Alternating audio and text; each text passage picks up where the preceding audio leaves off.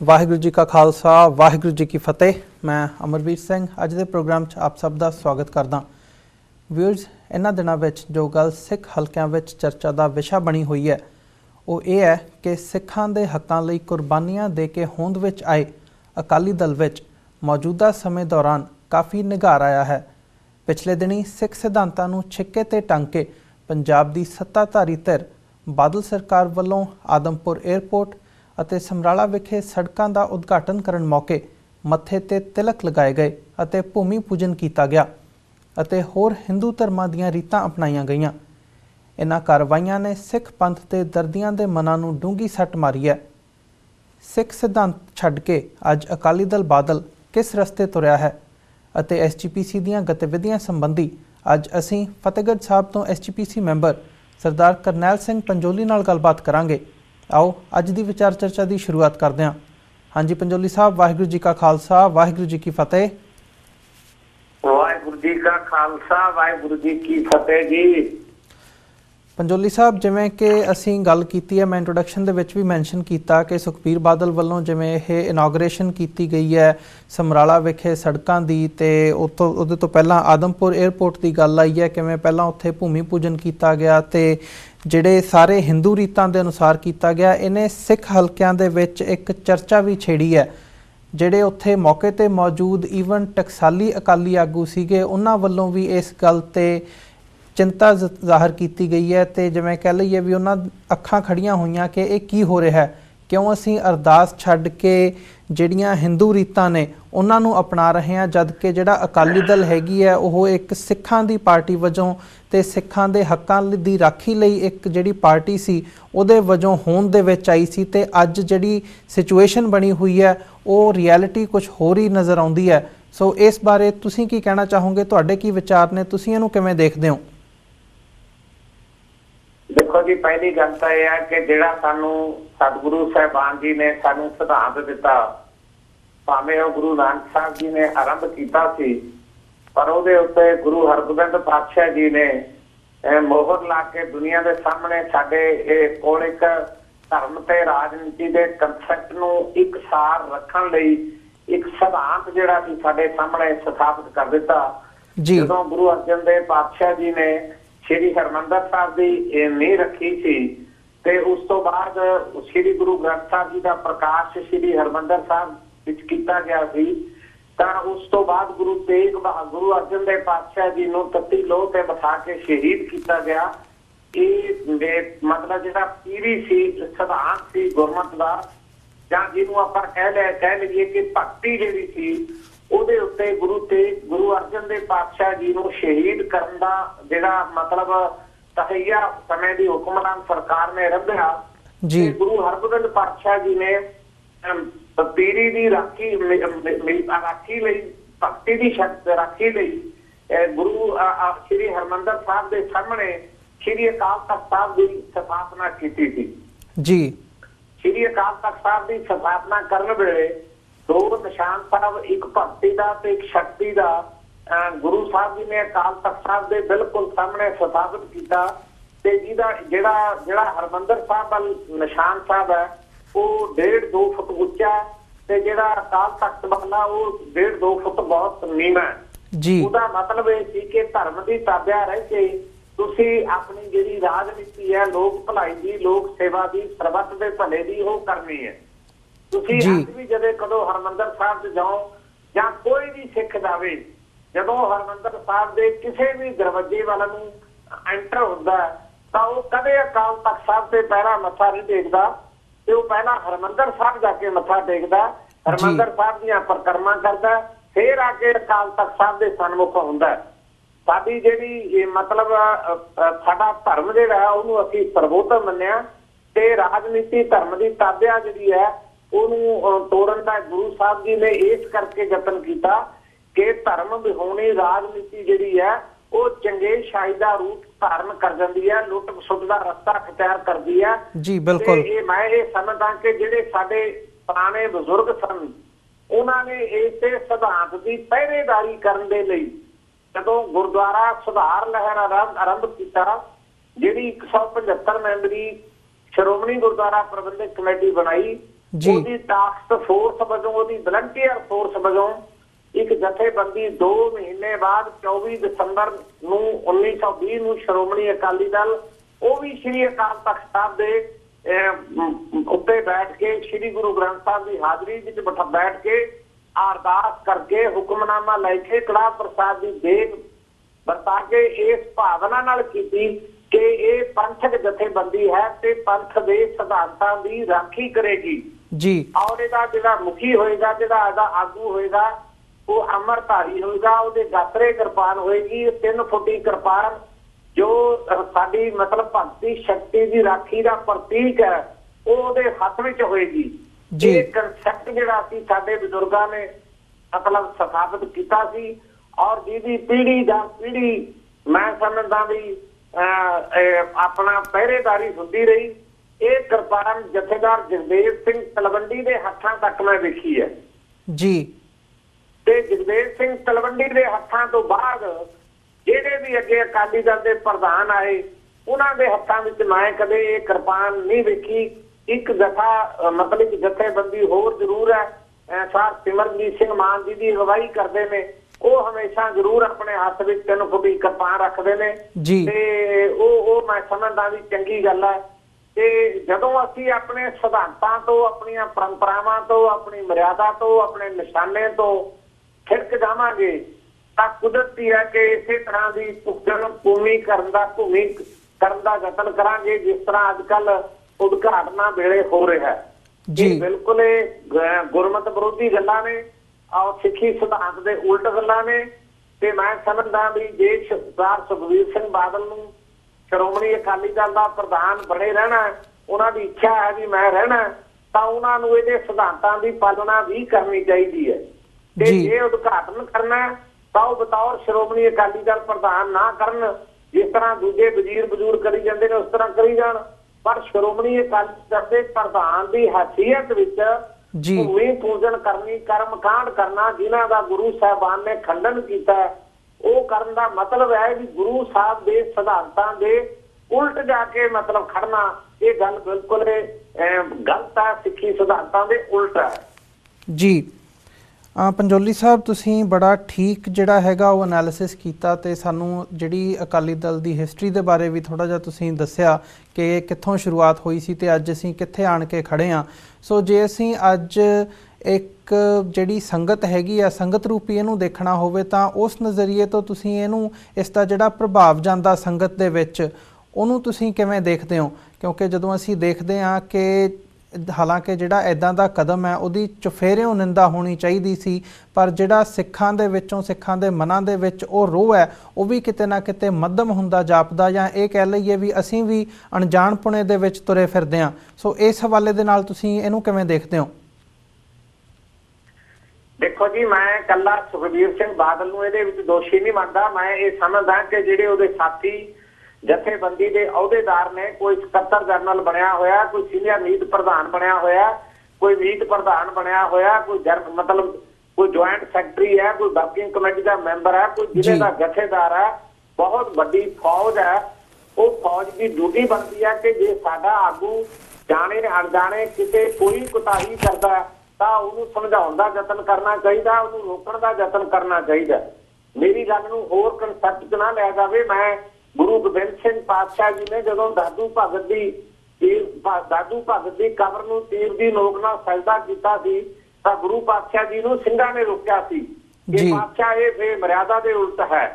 ਤੇ ਜੇ ਤੁਸੀਂ ਮਹਾਰਾਜਾ ਰਣਜੀਤ ਸਿੰਘ ਦੇ ਰਾਜ ਦੀ ਗੱਲ ਪੜ੍ਹੋ ਤਾਂ ਜਦੋਂ ਲਾਸਟ ਸੰਧੀ ਹੋਈ ਸਤਲੁਜ ਦਰਿਆ ਦੇ ਕੰਢੇ ਦੇ ਉੱਤੇ ਰੋਪੜ ਦੇ ਵਿੱਚ, ਮਹਾਰਾਜਾ ਰਣਜੀਤ ਸਿੰਘ ਨੇ ਕਿਹਾ ਸੀ ਇਹ ਇਲਾਕਾ ਮਤਲਬ ਸਤਲੁਜ ਦੇ ਉੱਪਰਲੇ ਪਾਸੇ ਵਾਲਾ ਸਾਡਾ ਹੋਏਗਾ, ਦਿੱਲੀ ਵਾਲਾ ਪਾਸਾ ਅੰਗਰੇਜ਼ ਦਾ ਹੋਏਗਾ ਜੀ। ਇਹ ਸੰਧੀ ਦੇ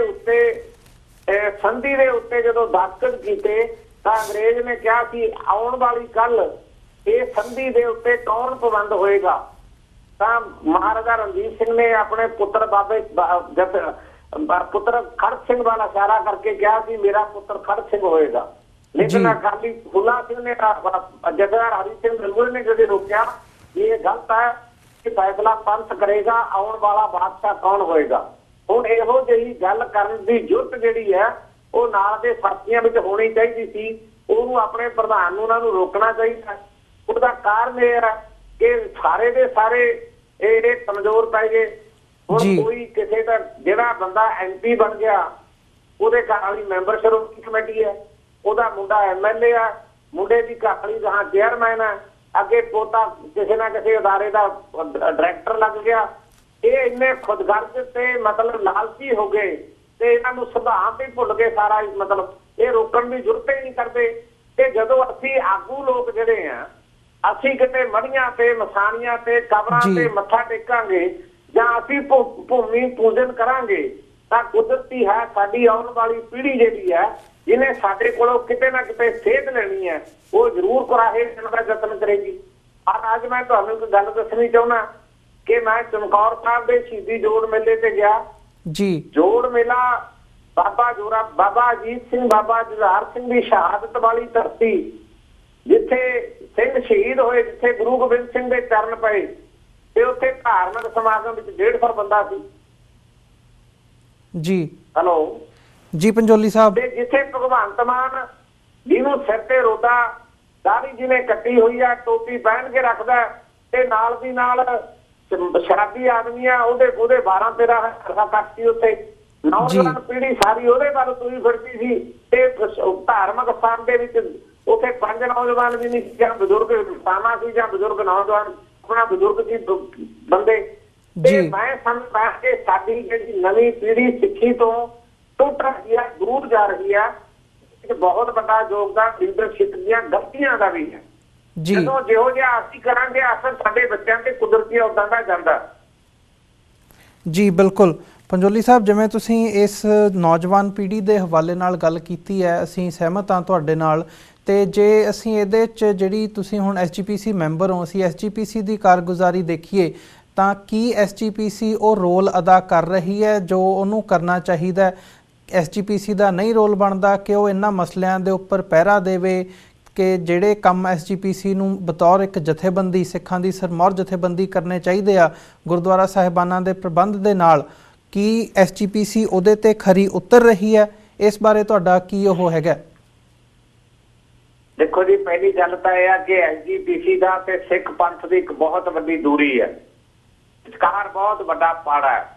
ਪਿਛਲੇ ਸਮੇਂ ਵਿੱਚ ਸਾਡੀਆਂ ਕੀਤੀਆਂ ਹੋਈਆਂ ਗਲਤੀਆਂ ਦਾ ਨਤੀਜਾ ਇਹ ਨਿਕਲਿਆ ਕਿ ਇੱਕ ਤਾਂ ਸ਼੍ਰੋਮਣੀ ਗੁਰਦੁਆਰਾ ਪ੍ਰਬੰਧਕ ਕਮੇਟੀ ਦੀ ਇੰਡੀਪੈਂਡੈਂਸੀ ਜਿਹੜੀ ਸੀ, ਉਹਦੀ ਆਜ਼ਾਦ ਹਸਤੀ ਸੀ, ਉਹ ਕਿਤੇ ਨਾ ਕਿਤੇ ਮਤਲਬ ਰਾਜਨੀਤਿਕ ਸ਼ਕਤੀ ਨੇ ਆਪਣੇ ਲੱਗਣ ਵਿੱਚ ਉਹਨਾਂ ਨੂੰ ਕੈਦ ਕਰ ਲਿਆ।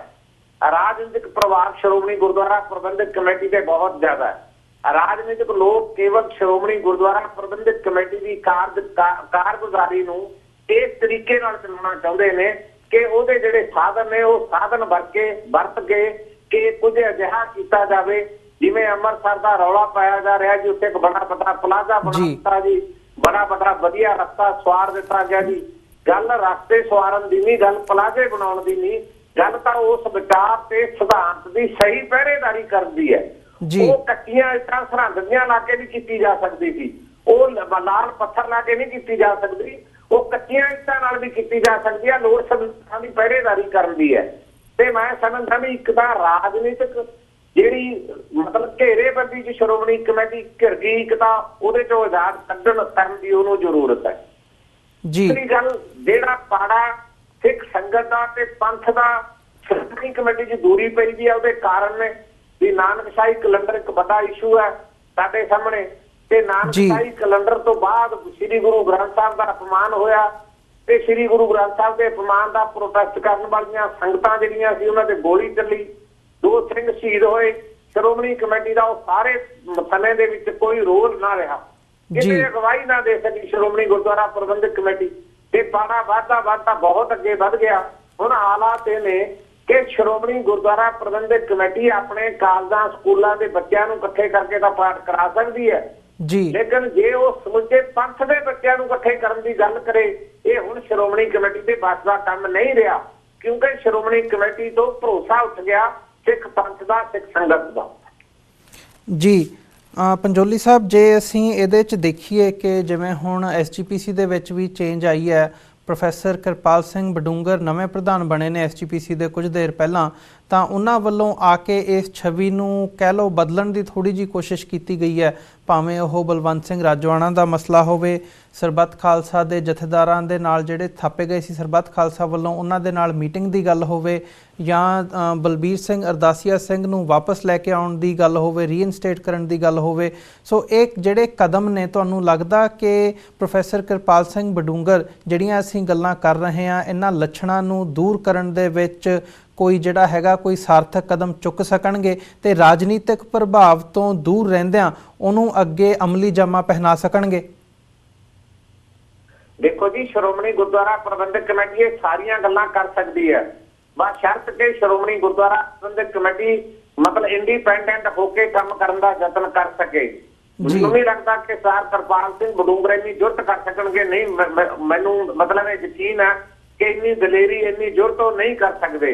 ਉਹ ਜਿੰਨਾ ਕੁ ਕਾਰਗੁਜ਼ਾਰੀ ਉਹਨਾਂ ਦੀ ਕੀਤੀ ਹੈ, ਜਿਵੇਂ ਤੁਸੀਂ ਸਮਝਦੇ ਹੋ, ਇਹ ਸਾਰੇ ਦਾ ਸਾਰਾ ਇਸ ਕਰਕੇ ਹੈ ਕਿ ਸਾਹਮਣੇ ਸਾਡੇ ਪੰਜਾਬ ਦੀ ਅਸੈਂਬਲੀ ਦੀ ਚੋਣ ਹੈ, ਉਹਨੂੰ ਮੱਦੇ ਨਜ਼ਰ ਰੱਖ ਕੇ ਐਸੇ ਯਤਨ ਉਹਨਾਂ ਨੇ ਜ਼ਰੂਰ ਆਰੰਭੇ ਹੋਏ ਨੇ। ਤੇ ਜੇ ਉਹ ਇਮਾਨਦਾਰੀ ਨਾਲ ਇਹ ਯਤਨਾਂ ਦੀ ਪਹਿਰੇਦਾਰੀ ਕਰ ਸਕਦੇ ਨੇ ਤਾਂ ਇਹ 'ਚ ਕੋਈ ਦੋ ਰਾਵਾਂ ਨਹੀਂ ਕਿ ਇਹ ਹਾਲਾਤ ਜਿਹੜੇ ਨੇ ਮੋੜਾ ਦਿੱਤਾ ਜਾ ਸਕਦਾ, ਦੇਣ ਦਾ ਯਤਨ ਵੀ ਕਰਨਾ ਚਾਹੀਦਾ। ਪਰ ਮੈਨੂੰ ਲੱਗਦਾ ਕਿ ਏਦਾਂ ਦੀ ਗੱਲ ਉਹਨਾਂ ਦੇ ਉਹ ਉਨੀ ਜੁਰਤ ਕਰਨ ਵਾਲਾ ਵਿਅਕਤੀ ਨਹੀਂ ਹੈ, ਉਨੀ ਉਹਦੇ 'ਚ ਸਮਰੱਥਾ ਨਹੀਂ ਉਹ ਏਦਾਂ ਕਰ ਸਕੇਗਾ। ਜੀ ਪੰਜੋਲੀ ਸਾਹਿਬ, ਸੋ ਇਹਨਾਂ ਸਾਰੇ ਹਾਲਾਤਾਂ ਦੇ ਵਿੱਚ ਤੁਸੀਂ ਆਮ ਸੰਗਤ ਨੂੰ ਕੀ ਕਹਿਣਾ ਚਾਹੋਗੇ? ਹਾਲਾਂਕਿ ਹੁਣ ਜਿਹੜੇ ਦਿਨ ਚੱਲ ਰਹੇ ਆ ਉਹ ਸ਼ਹੀਦੀ ਹਫ਼ਤੇ ਦੇ ਦਿਨ ਚੱਲ ਰਹੇ ਆ। ਪਹਿਲਾਂ ਅਸੀਂ ਚਮਕੌਰ ਸਾਹਿਬ ਦਾ ਤੇ ਫਿਰ ਹੁਣ ਫਤਿਹਗੜ੍ਹ ਸਾਹਿਬ ਦਾ ਜਿਹੜਾ ਹੈਗਾ ਉਹ ਅਸੀਂ ਇਤਿਹਾਸ ਦੇਖਦੇ ਹਾਂ। ਸੋ ਇਹਨਾਂ ਦਿਨਾਂ ਦੇ ਵਿੱਚ ਅਸੀਂ ਇਹਨਾਂ ਘਟਨਾਵਾਂ ਦਾ ਜ਼ਿਕਰ ਕਰ ਰਹੇ ਹਾਂ ਕਿ ਸੁਖਬੀਰ ਬਾਦਲ ਵੱਲੋਂ, ਅਕਾਲੀ ਦਲ ਦੇ ਪ੍ਰਧਾਨ ਵੱਲੋਂ ਕਿਵੇਂ ਬ੍ਰਾਹਮਣਵਾਦੀ ਜਿਹੜੇ ਹੈਗੇ ਆ ਉਹਨਾਂ ਨੂੰ ਫੋਲੋ ਕੀਤਾ ਜਾ ਰਿਹਾ। ਸੋ ਇਹ ਸਾਰੀ ਸਿਚੁਏਸ਼ਨ ਦੇ ਵਿੱਚ ਆਮ ਸਿੱਖ ਸੰਗਤ ਨੂੰ ਤੁਸੀਂ ਅੱਜ ਦੇ ਡੇਟ ਦੇ ਵਿੱਚ ਕੀ ਕਹਿਣਾ ਚਾਹੋਗੇ? ਮੇਰੀ ਸਭ ਤੋਂ ਵੱਡੀ ਬੇਨਤੀ ਇਹ ਆ ਕਿ ਸਾਨੂੰ ਇਸ ਗੱਲ ਦਾ ਧਿਆਨ ਰੱਖਣਾ ਚਾਹੀਦਾ ਕਿ ਬੰਦੇ ਆਉਂਦੇ ਨੇ, ਚਲੇ ਜਾਂਦੇ ਨੇ, ਜੰਮਦੇ ਨੇ, ਮਰਦੇ ਨੇ, ਤੇ ਜਥੇਬੰਦੀਆਂ ਕਈ ਵਾਰੀ ਬਹੁਤ ਮਜ਼ਬੂਤ ਹੋ ਜਾਂਦੀਆਂ ਨੇ, ਕਈ ਵਾਰੀ ਬੜੀਆਂ ਕਮਜ਼ੋਰ ਹੋ ਜਾਂਦੀਆਂ ਨੇ, ਆਉਂਦੀ ਆ, ਚਲੀ ਜਾਂਦੀ ਹੈ। ਸਾਡੇ ਲਈ ਸਭ ਤੋਂ ਵੱਡੀ ਗੱਲ ਸਾਡੇ ਸਿਧਾਂਤ ਨੇ। ਉਹਨਾਂ ਸਿਧਾਂਤਾਂ ਉੱਤੇ ਜਿਹੜੇ ਬਹੁਤ ਸੂਖਮ ਹਮਲੇ ਜਿਹੜੇ ਨੇ ਉਹ ਆਪ ਵੱਲੋਂ ਕੀਤੇ ਜਾ ਰਹੇ ਨੇ, ਉਹਨਾਂ ਪ੍ਰਤੀ ਸਿੱਖ ਪੰਥ ਨੂੰ ਬਹੁਤ ਚਤੰਨ ਰਹਿਣ ਦਾ ਯਤਨ ਕਰਨਾ ਚਾਹੀਦਾ। ਤੁਸੀਂ ਦੇਖੋ, ਇੱਕ ਬੜਾ ਵੱਡਾ ਹਮਲਾ ਸਾਡੇ ਤੇ ਇੱਕ ਹੋਰ ਕੀਤਾ ਜਾ ਰਿਹਾ। ਇਹ ਕਲਗੀਧਰ ਦਸ਼ਮੇਸ਼ ਪਿਤਾ ਗੁਰੂ ਗੋਬਿੰਦ ਸਿੰਘ ਦਾ 350 ਸਾਲਾ ਜਿਹੜਾ ਪ੍ਰਕਾਸ਼ ਦਿਹਾੜਾ ਉਹਨੂੰ ਮਨਾਉਣ ਲਈ RSS ਜਿਹੜੀ ਹੈ ਉਹ ਪੱਬਾਂ ਭਾਰ ਹੋਈ ਪਈ ਹੈ। ਉਹਦਾ ਮਤਲਬ ਇਹ ਹੈ ਕਿ ਅਸੀਂ ਗੁਰੂ ਗੋਬਿੰਦ ਸਿੰਘ ਪਾਤਸ਼ਾਹ ਜੀ ਨੂੰ ਖੰਡਾਂ ਬ੍ਰਹਿਮੰਡਾਂ ਦਾ ਮਾਲਕ ਸਮਝਦੇ ਹਾਂ। ਔਰ ਗੁਰੂ ਗੋਬਿੰਦ ਸਿੰਘ ਨੇ ਆਪਣੀ ਕਲਮ ਦੇ ਨਾਲ ਵੀ ਲਿਖਿਆ ਕਿ ਮੈਂ ਹੂੰ ਪਰਮ ਪੁਰਖ ਕੋ ਦਾਤਾ, ਦੇਖਣ ਆਇਓ ਜਗਤ ਤਮਾਸ਼ਾ। ਲੇਕਿਨ ਉਸ ਕਲਗੀਧਰ ਦਸ਼ਮੇਸ਼ ਪਿਤਾ ਗੁਰੂ ਗੋਬਿੰਦ ਸਿੰਘ ਨੂੰ ਅੱਜ RSS ਦਾ ਪੂਰਾ ਜ਼ੋਰ ਲੱਗਿਆ ਹੋਇਆ ਕਿ ਉਹਨੂੰ ਗਾਂਧੀ ਦੇ ਬਰਾਬਰ ਹਿੰਦੁਸਤਾਨ ਦਾ ਇੱਕ ਰਾਸ਼ਟਰਵਾਦੀ ਪੋਲੀਟੀਕਲ ਆਗੂ ਬਣਾ ਕੇ ਖੜਾ ਕਰਨ ਦਾ ਯਤਨ ਕੀਤਾ ਜਾ ਸਕੇ। ਇਹ ਬਹੁਤ ਵੱਡਾ ਹਮਲਾ ਹੈ। ਇਸ ਹਮਲੇ ਪ੍ਰਤੀ ਸਿੱਖ ਪੰਥ ਨੂੰ ਸੁਚੇਤ ਰਹਿਣਾ ਚਾਹੀਦਾ ਹੈ। ਮੈਂ ਸਮਝਦਾ ਕਿ ਅੱਜ ਸੁਖਬੀਰ ਬਾਦਲ ਹੈ, ਚਲੋ ਨਹੀਂ ਹੋਏਗਾ ਦੁਨੀਆ ਵਿੱਚ, ਮੈਂ ਵੀ ਨਹੀਂ ਹੋਵਾਂਗਾ, ਪਰ ਸਾਡੇ ਸਿਧਾਂਤ ਜਿਹੜੇ ਨੇ ਉਹ ਕਿਤੇ ਨਹੀਂ ਮਰਨੇ ਚਾਹੀਦੇ। ਉਹਦੇ ਪ੍ਰਤੀ ਕੌਮ ਨੂੰ ਸੁਚੇਤ ਰਹਿਣ ਦਾ ਯਤਨ ਜ਼ਰੂਰ ਕਰਨਾ ਚਾਹੀਦਾ। ਜੀ ਪੰਜੋਲੀ ਸਾਹਿਬ, ਅਸੀਂ ਤੁਹਾਡਾ ਧੰਨਵਾਦ ਕਰਦੇ ਹਾਂ ਕਿ ਤੁਸੀਂ ਇਹਨਾਂ ਸਾਰੇ ਇਸ਼ੂਜ਼ ਦੇ ਉੱਪਰ ਆਪਣੇ ਜਿਹੜੇ ਵਿਚਾਰ ਨੇ ਉਹ ਆਪਣਾ ਸਮਾਂ ਕੱਢ ਕੇ ਸਾਡੇ ਦਰਸ਼ਕਾਂ ਦੇ ਨਾਲ ਸਾਂਝੇ ਕੀਤੇ ਆ। ਇਸੇ ਦੇ ਨਾਲ ਅਸੀਂ ਅੱਜ ਤੁਹਾਡੇ ਕੋਲੋਂ ਇੱਥੇ ਇਜਾਜ਼ਤ ਚਾਹਾਂਗੇ ਜੀ। ਵਾਹਿਗੁਰੂ ਜੀ ਕਾ ਖਾਲਸਾ, ਵਾਹਿਗੁਰੂ ਜੀ ਕੀ ਫਤਿਹ। ਖਾਲਸਾ, ਵਾਹਿਗੁਰੂ ਜੀ ਕੀ ਫਤਿਹ ਜੀ। ਗੁਰੂ ਫਤਿਹ ਜੀ। ਵਿਊਅਰਸ, ਇਸੇ ਦੇ ਨਾਲ ਅਸੀਂ ਅੱਜ ਦਾ ਸ਼ੋਅ ਇੱਥੇ ਹੀ ਸਮਾਪਤ ਕਰਦੇ ਹਾਂ ਤੇ ਕੱਲ ਨੂੰ ਤੁਹਾਡੇ ਨਾਲ ਮੰਡੇ ਨੂੰ ਦੁਬਾਰਾ ਫਿਰ ਮੁਲਾਕਾਤ ਹੋਵੇਗੀ। ਇਜਾਜ਼ਤ ਦਿਓ ਜੀ। ਵਾਹਿਗੁਰੂ ਜੀ ਕਾ ਖਾਲਸਾ, ਵਾਹਿਗੁਰੂ ਜੀ ਕੀ ਫਤਿਹ।